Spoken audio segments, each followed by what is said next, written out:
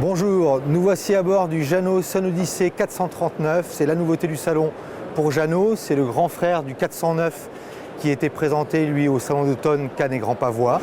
C'est un plan Philippe Briand qui est doté d'une carène très volumineuse avec un bouchin évolutif, un vrai bateau de croisière.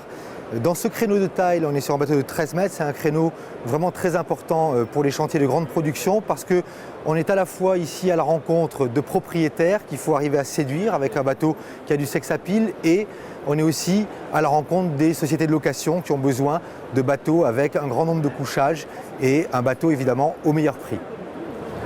Le premier gros travail sur le Sun Odyssey 439, ça a été de fluidifier au maximum les lignes du pont, essayer de cacher au maximum tous les détails, tout ce qui pourrait être agressif à l'œil, offrir un environnement très accueillant, mais également doté de plein de détails pratiques pour la croisière. Alors on va vous en montrer quelques-uns.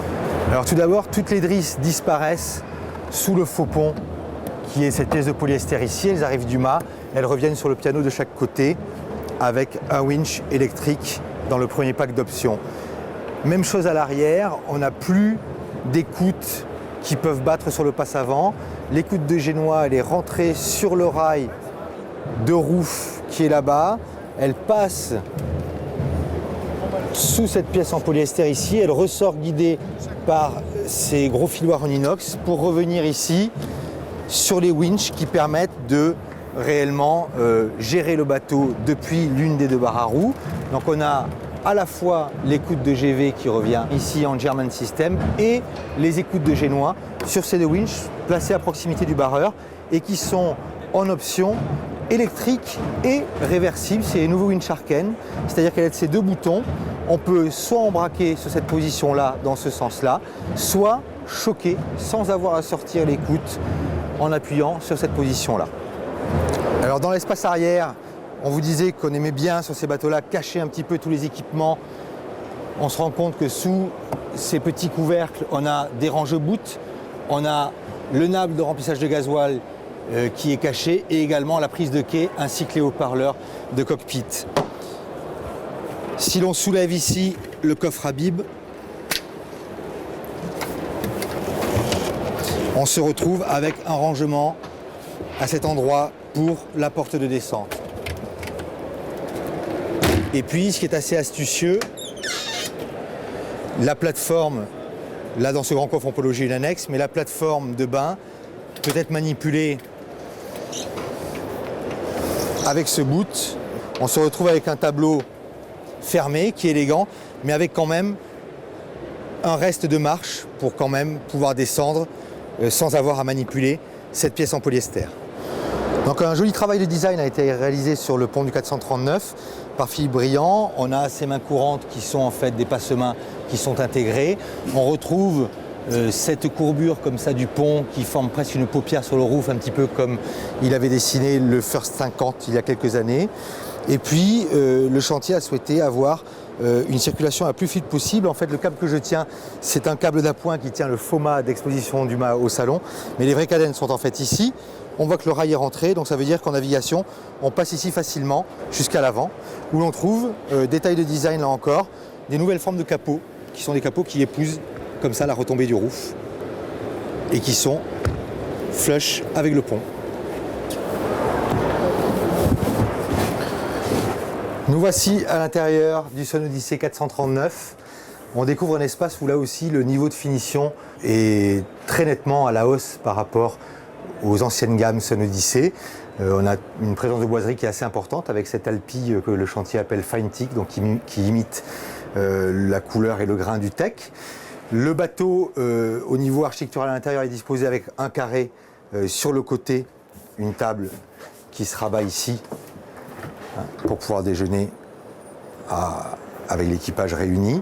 Et sur bâbord, cette petite table à cartes, mais qui par contre est encadrée comme un petit salon de deux fauteuils avec lesquels on peut faire une navigation de part et d'autre, discuter un petit peu, deviser.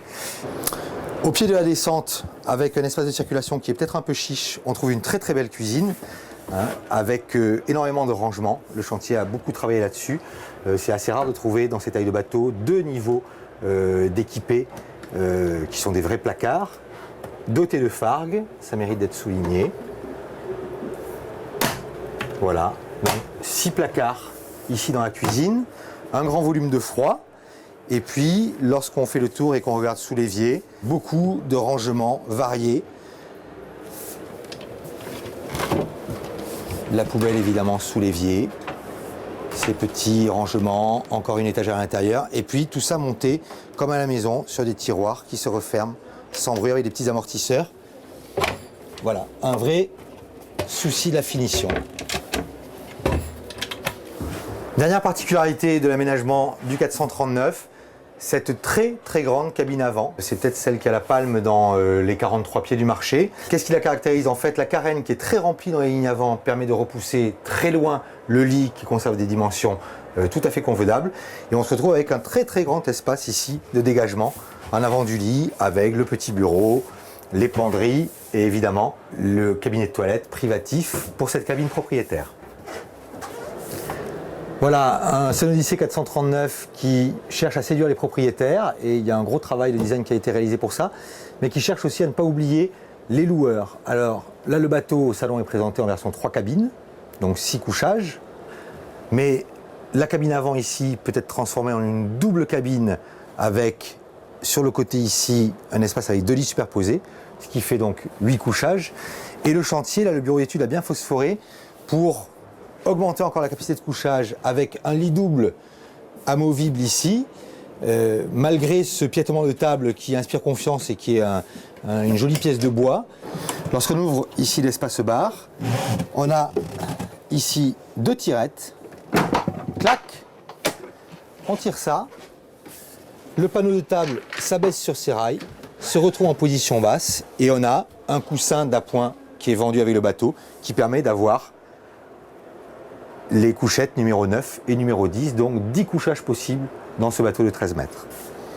Alors, qu'est-ce qu'on peut lui reprocher à ce Jeannot Sun Odyssey 439? Peut-être une descente un petit peu raide en navigation, des assises de carré qui là aussi manquent peut-être un petit peu d'angle, mais pour le reste, c'est vraiment un bateau qui est séduisant, qui est très bien équipé. Il y a un gros travail d'équipement, de détail qui a été réalisé. On a des mains courantes partout, la finition est vraiment de qualité, il y a beaucoup de petits équipements.